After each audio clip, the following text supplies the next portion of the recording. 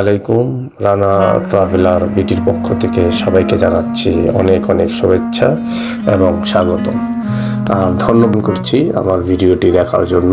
আশা করি স্কিপ না করে পুরো ভিডিও দেখবেন, আর পুরো ভিডিওটি দেখলে আপনি জানতে পারবেন। আর যারা আমার চ্যানেলে এর আগে ঢুকেছেন বা এখনও এই ভিডিওটির মাধ্যমে ঢুকেছেন, তারা সিলেটের বেশ কয়েকটি একটু কষ্ট করে দেখে নেবেন। আর এই পর্বে রয়েছে কাপাসিয়ার যে বাজার, বেশ পুরাতন, 200 বছরের পুরাতন একটি বাজার আপনাদেরকে আমি দেখাবো। আর একটি ঘাট, ওই পরে রয়েছে চরগাঁও। আর এই বাজারে আপনারা নানান ধরনের জিনিস আজকে আপনাদেরকে দেখাবো। এই বাজারে পূর্ণ সব কিছু পাবেন। আর এখন শুরুতে দেখলেন আখ, এখন কিন্তু আখের সিজন নয়, কম পাওয়া যায়। এখানে আখ রয়েছে, আর নানা ধরনের যে সবজিগুলো দেখছেন এগুলো সবই হচ্ছে তাদের নিজস্ব উৎপাদিত, অর্থাৎ তারা নিজেরাই উৎপাদন করেন এবং বিক্রির জন্য নিয়ে আসেন। আর আখ চাষি বললেন যে আখগুলো তার ক্ষেতের, তিনি ক্ষেত থেকে আখগুলো তার সংগ্রহ করে এখানে বিক্রি করেন।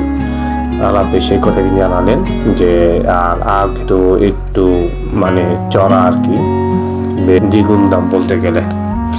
আর আমি আখ খেলাম, খাওয়ার পর মিষ্টি লাগলো। তারপরে আমি আরো আখ খরিদ করলাম। এখানে গোল আলু, মিষ্টি আলু, এগুলো এখন সিজনই। আপনারা দেখবেন যে অনেক টমেটো। আর ঢাকার তুলনায় এখানে দাম তুলনামূলক অনেক কম। আর এখানে বিভিন্ন ধরনের তারা যে বাজারে আসেন তারা প্রায় সব কিছু এখান থেকে সংগ্রহ করতে পারেন। আর এই গ্রামের বাজারগুলো কিন্তু আমাদের শহরের বাজারের মতো নয়, একটু খোলামেলা এবং বেশ অনেকখানি জায়গা জুড়ে নিয়ে তারা এই বাজার পরিচালনা করেন। আর ঢাকা শহরে তো এরকম বড় বৃক্ষ কল্পনাই করা যায় না। আমরা দেখতে পেলাম যে নানান ধরনের নানা পেশার মানুষ করে গ্রামের বাজারগুলোতে মহিলাদেরকে তো খুব একটা দেখতে পাওয়া যায় না। বিশ্ব ক্ষেতের উৎপাদিত হওয়ার কারণে এখানে সব পণ্যের দামই তুলনামূলক কম। যে দেখুন, টমেটো থেকে শুরু করে কেউ হয়তো বা 2টা লাউ বা 3টা লাউ এনেছেন, কেউ হয়তো বা তার নিজস্ব ছাড়াও অন্য পাশের বাড়ির থেকে সংগ্রহ করেছেন। আর এই নারকেলের দাম খুব একটা আমার কাছে কম মনে হয়নি। নারকেলের দাম আমার কাছে ঢাকার কাছাকাছি দাম মনে হলো। আর এখানে যে যারা দেখুন প্রচুর লাউ, কারো হয়তো বা গাছের, কেউ হয়তো পাশের বাড়ি থেকে আরও 2-4 বাড়ি থেকে সংগ্রহ করে এনেছে। আর ঢাকার তুলনায় আপনাকে বলছি দাম তুলনামূলক কম। এখানে এই দোকানগুলোতে প্রায় শহরের মধ্যে সব কিছু জিনিস পাওয়া যায়। আর এই যে দেখুন নানান ধরনের মশলার বীজের মশলা সাজিয়ে বসেছেন এই বৃদ্ধ লোক। আর এই যে দেখুন কিছু কিছু তেঁতুল, অল্প কিছু বড়ই, কয়েকটা নারকেল, ডিম, এগুলো সবই তারা হয়তো বা তারা বাড়িতে পালেন, হাঁস মুরগি, এগুলো থেকে সংগ্রহ করে এনেছেন। এই যে কোয়েলের ডিম। আর এখানে রয়েছে এই কাসুন্দি।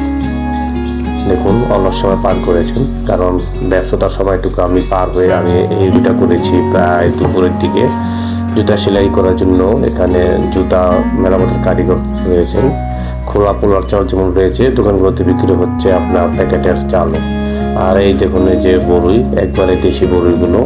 এখানে আমি কয়েকটা খাইছি, খাওয়ার পরে দেখলাম যে স্বাদ ভালো এবং দেশি বড়ির যে একটা টকমিষ্টি স্বাদ সেটাও পেয়েছি। আর 60 টাকা মাত্র কেজি।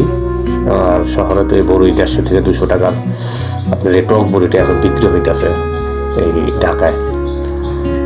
আর এখন এই দেখুন এই বাজারের মধ্যে আশেপাশে যারা বাজার করতে আসেন তাদের জন্য এই যে কটকুটি রয়েছে, মুরব্বা রয়েছে, এছাড়া বাদামের ওই কটকুটি রয়েছে।